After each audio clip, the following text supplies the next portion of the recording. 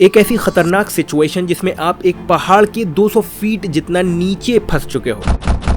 कारा सुरंग में पिछले 4 दिनों से फंसे 40 श्रमिक जिंदगी और मौत के बीच झूल रहे हैं। 40 construction workers trapped for weeks in a tunnel following a landslide. और इतनी गहराई के अंदर आपके चारों तरफ सिर्फ कंक्रीट, पत्थर और स्टील से घिरे होने की वजह से बच पाना नामुमकिन हो चुका है। जी हाँ, मैं बात कर रहा हूँ उत्तराखंड के सिलकियारा टनल में फंसे 41 कंस्ट्रक्शन वर्कर के बारे में। सिलकियारा टनल में 41 मजदूरों को फंसे हुए आज 10वां दिन हो गया है, जो कि टनल कोलैप्स होने की वजह से उसके अंदर बुरी तरह फंस चुके थे, लेकिन हर गुजरता समय उन्हें अपने मौत के और ज्यादा नजदीक ले जा रहा था। तो आइए बात करते हैं सिलकियारा टनल में फंसे उन 41 कंस्ट्रक्शन वर्कर के रेस्क्यू ऑपरेशन के बारे में, जो कि इतना ज्यादा पेचीदा था, जिसको कंप्लीट होने में तकरीबन 17 दिन का वक्त लग गया, जो इसे पूरे देश में चला सबसे लंबा रेस्क्यू ऑपरेशन बनाता है।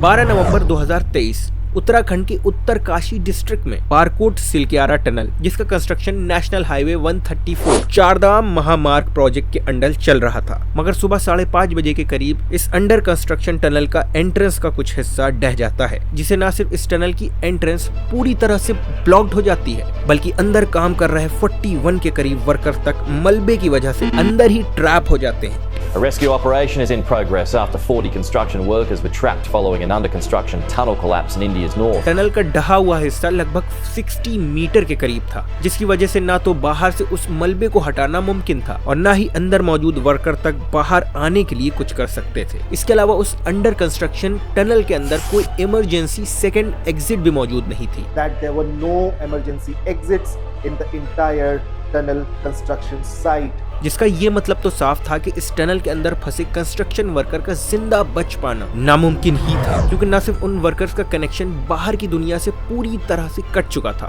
बल्कि टनल के अंदर उनके पास सरवाइव करने का जरूरी सामान तक मौजूद नहीं था। उससे भी ज्यादा परेशानी की बात तो ये थी कि टनल कोलैप्स हो जाने की वजह से सिर्फ टनल की एंट्रेंस ही बंद नहीं हुई थी, बल्कि उसका वेंटिलेशन तक पूरी तरह से रुक चुका था, जिसकी वजह से उन कंस्ट्रक्शन वर्कर के पास ऑक्सीजन की भी लिमिटेड सप्लाई ही बची थी सर्वाइव करने के लिए। प्लस उसकी एंट्रेंस पर मलबा कोलैप्स करने की वजह से टनल के अंदर मौजूद हिस्सा डस्ट और गुबार से भर चुका था, जिसकी वजह से अंदर की विजिबिलिटी भी काफी ज्यादा कम हो जाती है। यानी इतनी ज्यादा प्रॉब्लम की वजह से ही हर गुजरता वक्त अंदर मौजूद कंस्ट्रक्शन वर्कर को मौत के मुंह में ढकेल रहा था। इस घटना की खबर लगते ही सिलकियारा प्रोजेक्ट साइट कैंप के इमरजेंसी अलार्म रेस किए जाते हैं और फौरन ही इस प्रोजेक्ट के सुपरवाइजर इंजीनियर साइट का जायजा लेने पहुंचते हैं, जिसके बाद ही लोकल पुलिस और दूसरे इमरजेंसी डिपार्टमेंट को सूचना दी जाती है। और इस इंसिडेंट की सूचना मिलते ही SDRF यानी स्टेट डिजास्टर रिस्पांस फोर्स सबसे पहले मौके पर पहुंचकर सिचुएशन का जायजा लेती है और धीरे धीरे करके NDRF और दूसरे इमरजेंसी डिपार्टमेंट की टीम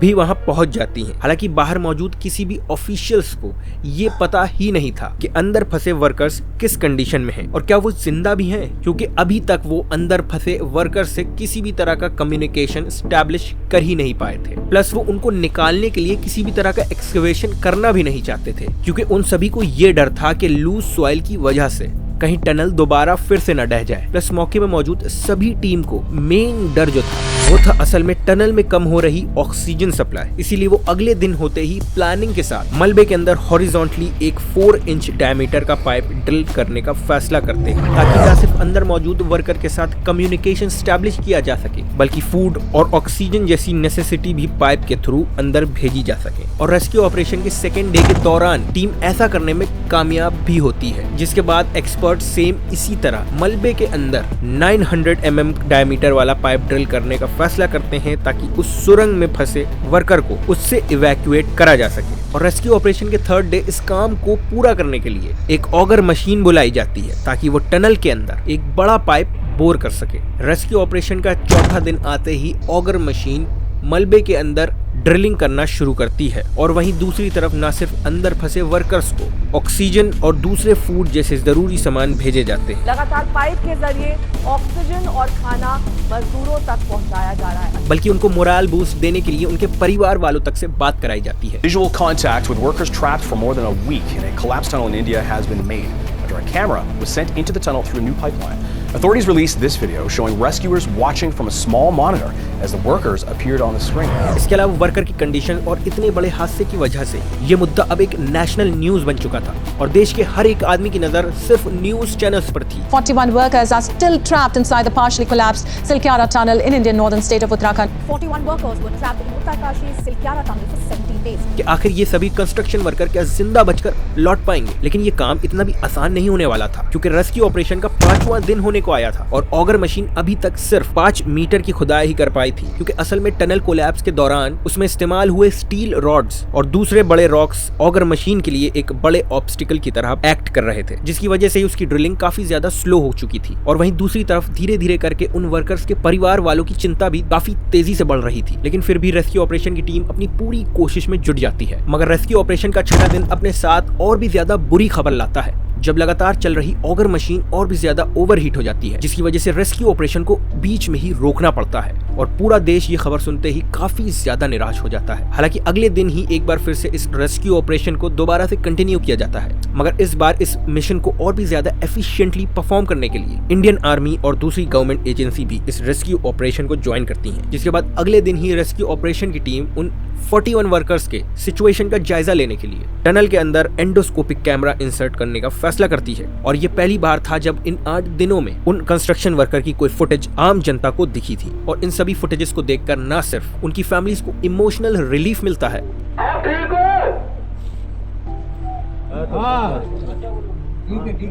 बल्कि पूरे देश में उम्मीद की किरण दौड़ उठती है कि शायद सच में इन वर्कर्स की जान बचाई जा सकती है। लेकिन शायद ही किस्मत उन कंस्ट्रक्शन वर्कर के साथ थी क्योंकि एक बार फिर से इस रेस्क्यू ऑपरेशन को रोकने की नौबत आती है जब ऑगर मशीन के ब्लेड्स स्टील ग्राइंडर से टकराकर टूट जाते हैं और मशीन वहीं अटक जाती है, जिसकी वजह से पूरा देश सिर्फ यही सोचने पर मजबूर हो जाता है कि शायद ही अब उन कंस्ट्रक्शन वर्कर को उस टनल से जिंदा भी लौटाया जा सकता है। मगर फिर भी रेस्क्यू ऑपरेशन की टीम हार मानने से इनकार कर देती है और उन टनल में फंसे वर्कर की जान बचाने के लिए नई स्ट्रेटजी बनाने का फैसला करती है। इसीलिए शुरुआत में हॉरिजॉन्टल ड्रिलिंग की जगह पर पहाड़ के ऊपर से यानी वर्टिकल ड्रिलिंग का फैसला किया जाता है, मगर वर्टिकल ड्रिलिंग में लैंडस्लाइड का खतरा देखते हुए इस प्लान को चेंज करके मैनुअली माइनर से ही डिगिंग करवाने का फैसला किया जाता है। उन वर्कर्स को टनल में फंसे अब पूरे 10 दिन बीत चुके थे। इस वजह से उनके रेस्क्यू ऑपरेशन के लिए यूएस, नॉर्वे और थाईलैंड से स्पेशल केव रेस्क्यू के एक्सपर्ट बुलाए जाते हैं